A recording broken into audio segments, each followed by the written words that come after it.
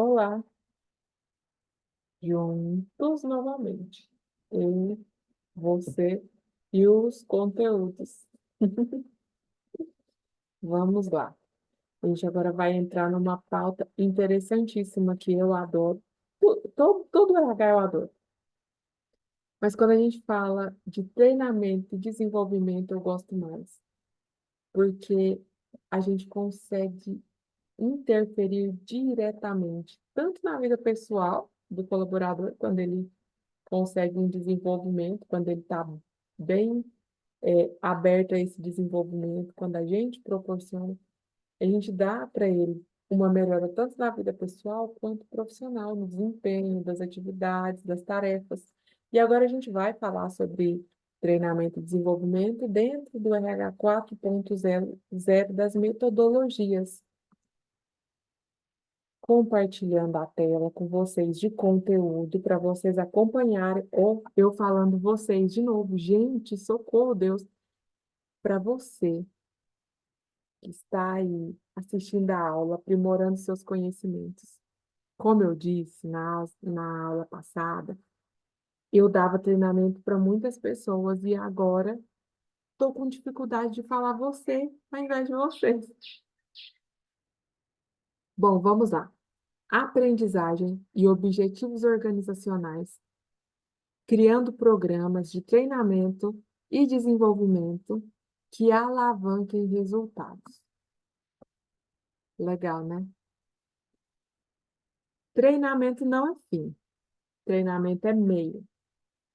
A gente acha que deu o treinamento, acabou, não é? Ah, o treinamento está dado. Quem aprendeu, aprendeu. Quem não aprendeu, se lascou. E não é assim.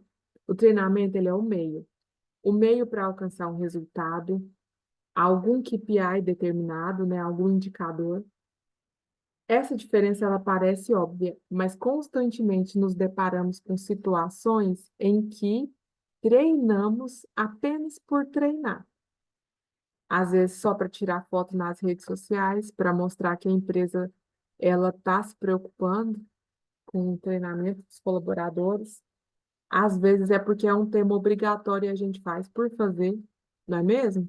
Quantas vezes eu já cheguei e já vi isso? Um monte de treinamento lá, escrito com um cronograma sem sentido nenhum. Se a gente é um RH 4.0, a gente é estratégico. E é por meio das pessoas que a gente vai conseguir uma transformação. A inovação e o conhecimento, a gente também vai conseguir com estratégia. E para que a gente consiga isso, a gente precisa estar conectado com o planejamento estratégico da empresa que a gente atua. Nós precisamos saber os porquês e para onde nós vamos e para onde nós queremos chegar como empresa. Como RHs estratégicos, a gente tem que mostrar que somos investimento e damos retorno concreto. A gente cria ROI. O que é ROI? Valor. A gente também consegue criar valor no desempenho das pessoas. E é preciso que a gente realinhe isso de forma urgente, né? O nosso posicionamento é sair desse clichê de treinamento e mostrar o quanto é possível fazer a diferença quando a gente interfere diretamente no capital intelectual dos colaboradores.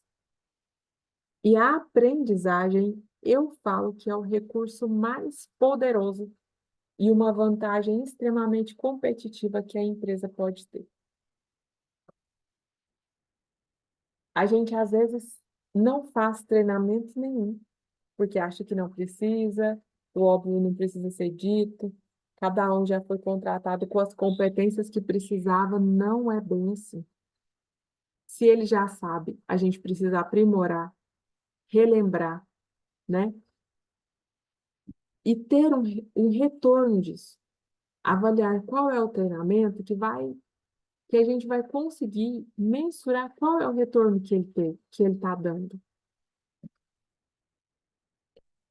A gente precisa unir três pilares: competência, conteúdo e o público, se a gente quiser fazer um treinamento e desenvolvimento de forma estratégica. Para explicar para vocês melhor, eu coloquei certinho o que é cada um. Então, competências são os objetivos organizacionais, o que que a gente quer resolver com esse treinamento, qual é o indicador que a gente quer melhorar na empresa quando a gente está fazendo esse treinamento. O conteúdo envolve todo o aspecto de construção das ações do treinamento. Então, ali a gente tem desde a metodologia, a intensidade do treinamento, até o tema e conteúdo em si. E o público, não se pode construir uma ação de treinamento e desenvolvimento sem entender qual é o seu público. Eu estou ministrando esse treinamento para quem quer ser um RH estratégico. Em pleno 2024, ainda tem muito RH burocrático. E o meu público são profissionais de RH que já sabem tudo sobre RH, todos os subsistemas, mas não estão conseguindo ser estratégicos. Esse é o meu público. E você também precisa definir um público quando você vai montar um plano de treinamento e desenvolvimento na empresa que você atua. Às vezes, a gente precisa separar critérios para entendimento melhor daquele treinamento. Por que, Daiane? Porque a gente hoje tem várias gerações juntas. A gente falou disso em uma aula, não foi? Que a gente tem várias gerações juntas. Uma pessoa de 18 anos, ela vai aprender da mesma forma do que uma maior de 50? A gamificação que eu vou colocar no final do treinamento, qualquer coisinha que seja de responder perguntas. Uma pessoa com mais de 50 anos, ela vai conseguir fazer isso do celular dela? Tudo isso a gente tem que pensar. Não é uma forma de discriminação de jeito nenhum. É uma forma de melhor absorção. E você, como RH, tem que fazer com que isso não transpareça como discriminação mesmo, porque não é. Olha, a gente vai fazer um treinamento bacana aqui com essas pessoas ali fora, né? Põe para correr, brincar, é, pegar um monte de coisa em galho de árvore e tal. A geração jovem, a gente está colocando eles para trabalhar o físico junto com o mental. Como que a gente vai trabalhar uma geração de 50 a mais para a absorção de um treinamento de uma forma mais tranquila, com atividades mais tranquilas? Se a gente vai pôr uma gamificação digital em um treinamento para uma determinada geração, na outra a gente vai colocar um tabuleiro mesmo para melhor absorção. A gente precisa ser estratégico quanto a isso. E a gente precisa olhar o nível de escolaridade na hora que a gente vai colocar as pessoas dentro de uma sala de treinamento. Como que a gente vai colocar um palestrante para ensinar um jovem aprendiz, e a gente coloca na mesma sala que uma pessoa de pós-doutorado? Se o jovem aprendiz quiser fazer uma pergunta, ele vai ter coragem de fazer? A gente precisa avaliar isso. E se ele não tem coragem de fazer perguntas, como que ele vai aprender e como que ele vai desenvolver? Tendo uma noção estratégica disso, a gente vai compreender quais os interesses, os medos, o que que move, a percepção de mundo, tudo isso a gente consegue de acordo com as gerações. Com isso, a gente vai equalizar a linguagem. A gente vai saber qual é a dinâmica certa, qual a forma certa de transmitir o conteúdo. Às vezes, você pega todo mundo, coloca numa sala para aprender determinado tema que alguns não precisam, que você pode estar ensinando outras coisas para aprimorar ainda mais ali a realidade dele, o trabalho dele. Você, quanto RH, consegue separar? Não. Você vai precisar da equipe, da liderança para separar a equipe. tá? Metodologia, formato, mais mediador de experiências positivas. Que engraçado, né? A gente vai aprendendo assim, ó, que o treinamento é igual para todo mundo, não é? Mas a gente não está sendo estratégico. Quando a gente está falando de metodologia, a gente está falando sobre as ações que devem ser realizadas para alcançar um resultado. E a gente está falando de definir se ele vai ser presencial, se ele vai ser virtual, se ele vai ser híbrido, que dinâmica que vai ter para cada uma dessas modalidades, a absorção do conteúdo, qual vai ser a tecnologia utilizada, isso tudo, qual a interação que a gente vai ter dos colaboradores, qual vai ser a forma de compartilhamento do aprendizado. Quando a gente está falando de formato, a gente está falando do processo de taxonomia de Bloom. Quem já ouviu falar disso? É a definição da linguagem, definição do tempo, definir as sessões, painéis, ferramentas. Qual que vai ser o foco desse treinamento? É vídeo, vai ter depoimento, vai ter animação? Como que vai ser? Vai ter tela? Quais são os recursos visuais?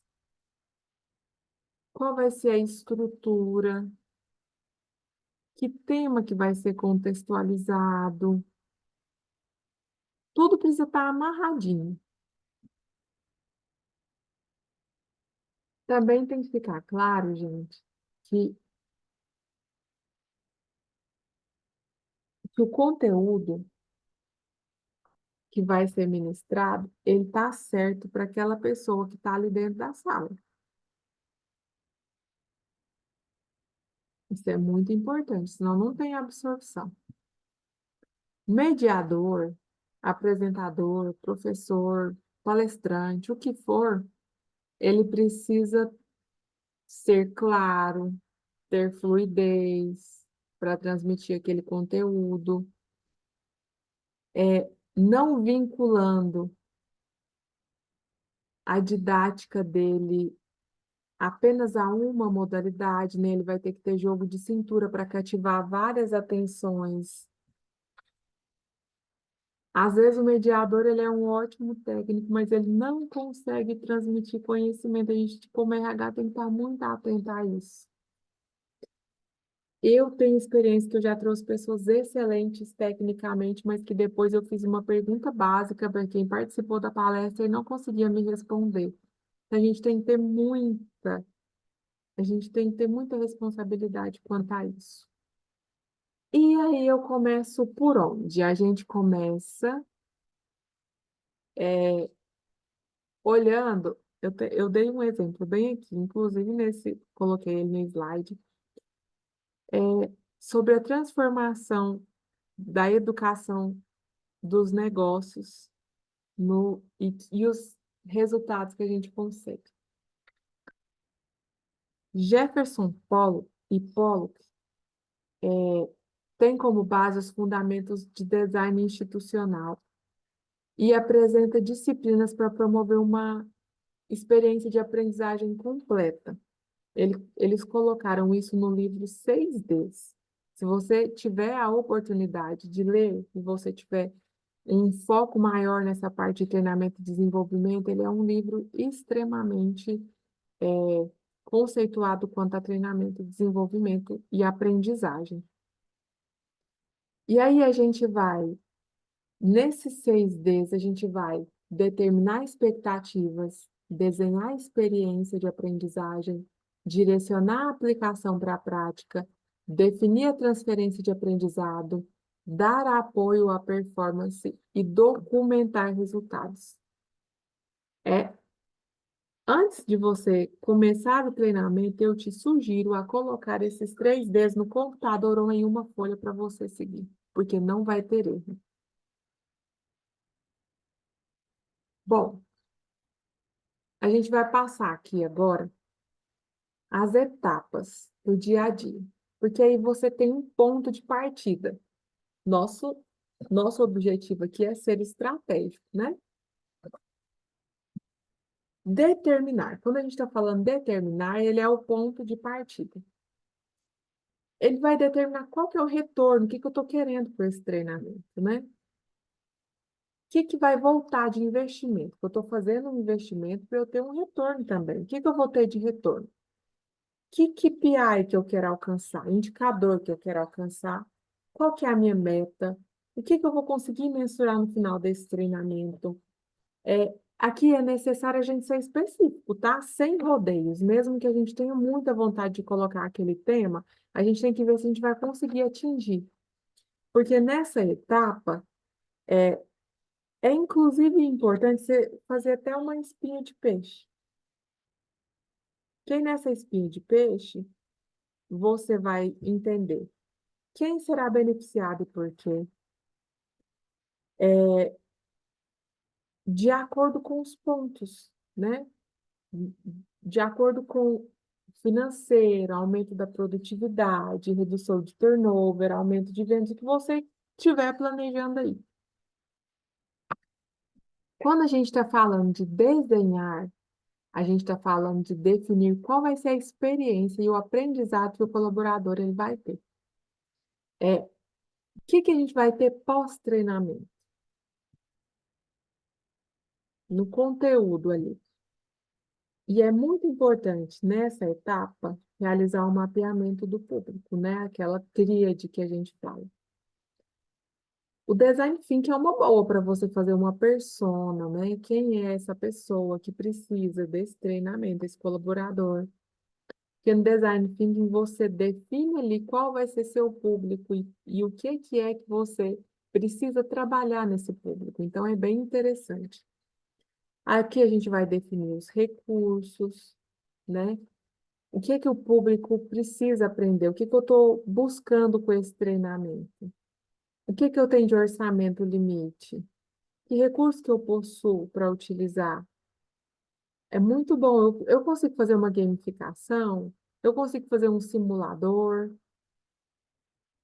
eu consigo colocar vídeos, quizzes, qual o tempo de duração, qual é o volume do conteúdo, né? Com mais ou menos quanto tempo a gente vai passar esse conteúdo.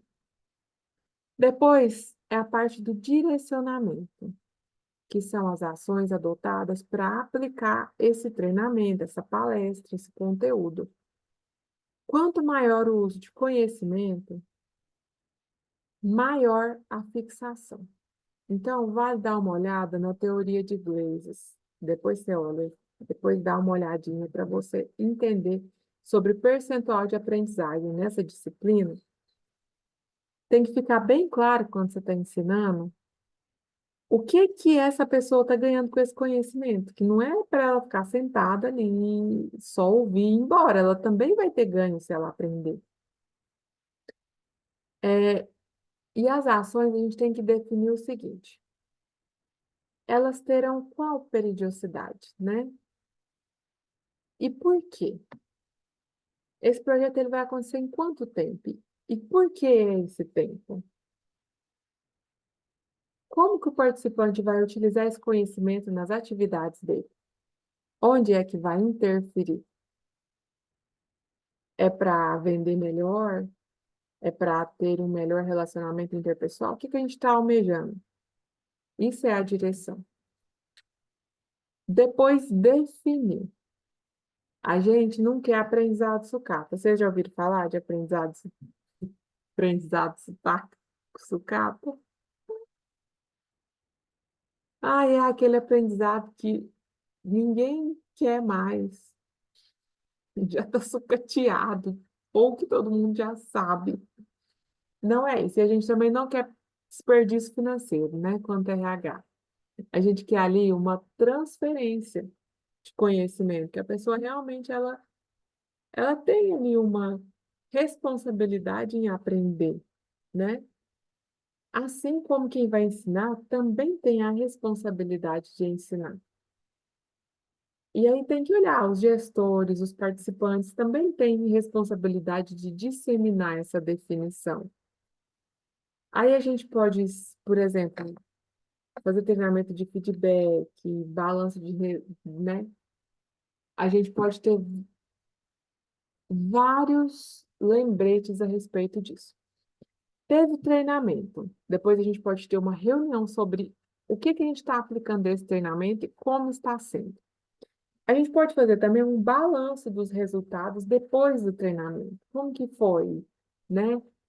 Isso tudo a gente tem que ter ferramentas já adotadas para esse treinamento não passar em vão. Vai ser de quanto em quanto tempo? 30 em 30 dias, 60 em 60 dias. E quem que vai ser responsável por medir isso? É o gestor dele? É o RH que vai fazer perguntas? A gente tem que envolver o máximo de pessoas nesse treinamento. E aí eu lembro vocês que a gestão das pessoas não é com a liderança, ela é a principal envolvida. Você tem que ter o maior número de apoiadores possíveis. Dar apoio. Os participantes desse treinamento, eles precisam de um apoio para colocar isso em prática, né? Tem, por exemplo, disponibilizar conteúdo online, montar guia de melhores práticas, montar grupo, montar fórum para compartilhar, colocar premiações de reconhecimento, sabe? Quem é que vai ser responsável por isso? E aí, como que você vai divulgar? Como que você vai manter vivo? Porque um treinamento, ele é uma célula viva. A gente não falou aqui no início que ele não é o fim, ele é o meio. Então, ele vai perpetuar em várias etapas. A gente vai ter aquele treinamento, a gente vai ver como que foi esse treinamento para o colaborador, quando a gente avalia a avaliação e reação ali naquele momento. Depois a gente tem a avaliação da eficácia desse treinamento, né? Que pode ser de várias formas. A gente pode até colocar uma pesquisa para o cliente responder quanto àquele tema. Se você deu um treinamento de cordialidade, como foi a cordialidade do seu atendente? Avalie de 0 a 10 para você entender. E talvez os outros clientes estavam reclamando de falta de cordialidade, você deu um treinamento de cordialidade, agora você quer avaliar a cordialidade. Então, a gente precisa, só que o RH ele não dá conta sozinho, claro. Então, a gente pode colocar uma pessoa do setor para fazer essa avaliação e passar para a gente em determinada data. Documentar. Gente, não adianta você ter treinamentos excelentes se você não tiver esses treinamentos documentados. Se você não tiver a avaliação desses treinamentos, da eficácia deles documentada. Não precisa ser papel, pode ser tudo no computador, mas tenha. Tenha nos seus KPIs, nos seus indicadores, tenha nas ações de T&D para você mostrar o impacto que você ajudou a ter com esses treinamentos. Coloca indicadores nos treinamentos de frequência, interação, absorção, reação das pessoas.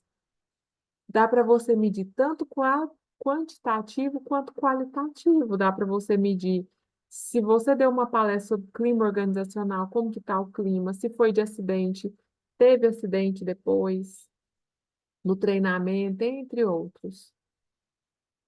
Talvez você queira também documentar engajamento, performance, né, o resultado na prática. Então, transforma isso em indicador, mostre o seu bom trabalho com treinamento e desenvolvimento.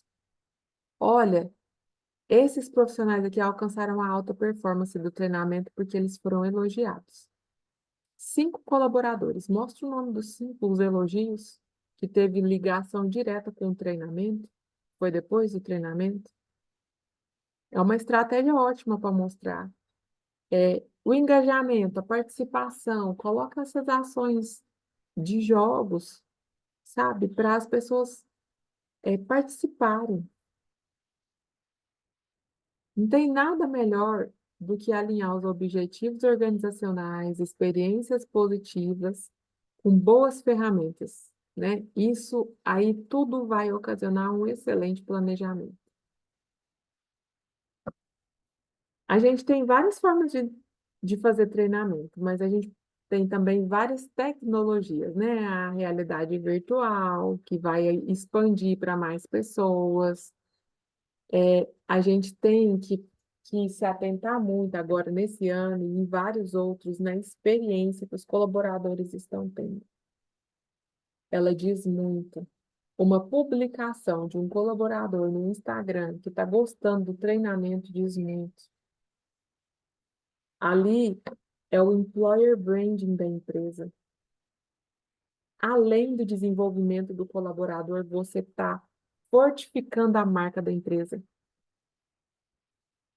Um vídeo mostrando uma roda de treinamento ou um treinamento em si e a participação das pessoas, mesmo que não tenha o áudio delas, vai fortalecer a sua marca, vai fortalecer o desenvolvimento das pessoas no treinamento, vai te trazer estratégia sólida.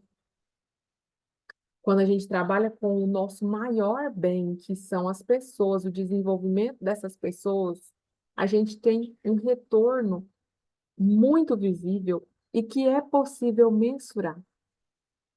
Quem já não ouviu, eu já ouvi muito, não vai fazer esse treinamento. Para quê? Está parando a pessoa por 1 hora. Para quê?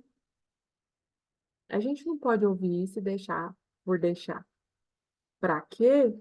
É porque a gente precisa desenvolver relacionamento interpessoal, a gente precisa desenvolver a parte de qualidade da sua empresa, se for o dono. A gente precisa desenvolver as nossas estratégias para atuar melhor nos clientes. É para isso. E aqui está a mensuração do que foi melhorado depois do treinamento anterior que a gente fez, que a gente conseguiu fazer.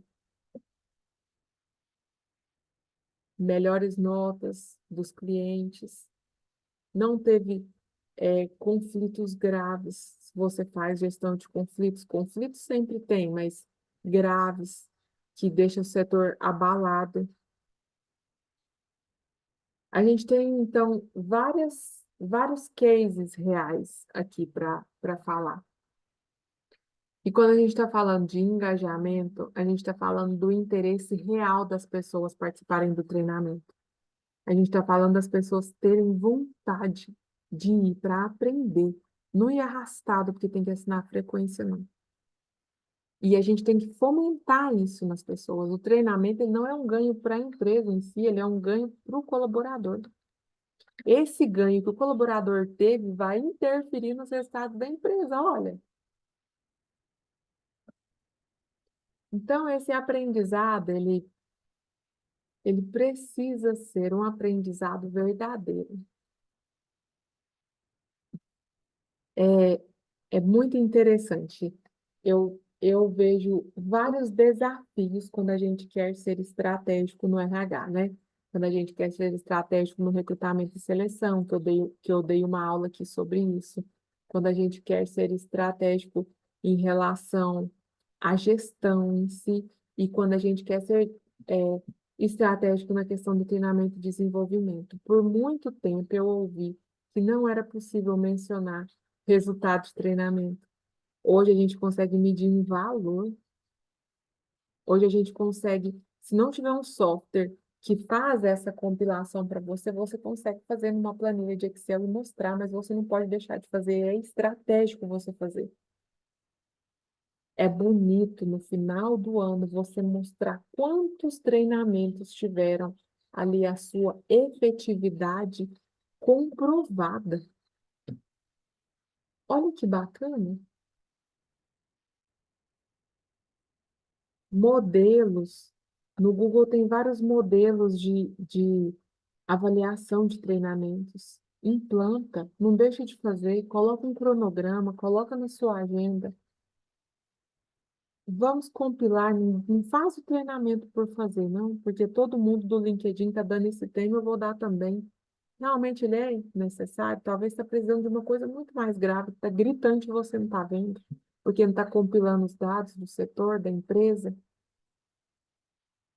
Então, essa é a reflexão do T&D estratégico, né? Não treinar todas as pessoas de forma igual, mas não precisa ser todo mundo sentadinho numa cadeira dentro de uma sala. Se é um treinamento de aprendizado, principalmente de relacionamento, faz uma roda para as pessoas olharem uma para as outras. Instiga elas a quererem participar desse treinamento. E você pode ter certeza, você vai ter muito mais investimento do dono da empresa, do CEO, quando você começar a mostrar esse resultado. Ah, Daiane, eu não tenho tempo de planejar treinamento aqui na empresa. Você tem tempo de montar um formulário para os líderes preencherem de T&D, de LNT, levantamento de necessidade de treinamento, para você montar ali? Você não precisa gastar com palestrante se você não tiver. Pode pegar os melhores profissionais da sua empresa e perguntar se eles podem fazer o treinamento. Os líderes mais influentes, aqueles líderes que conseguem transmitir com clareza, com uma comunicação clara.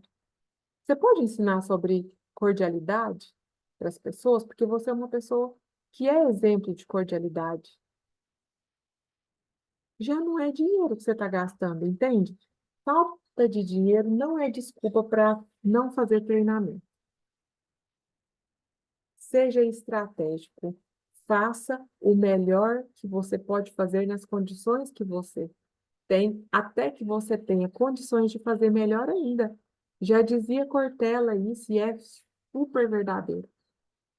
Então, um beijo e um abraço e até a próxima.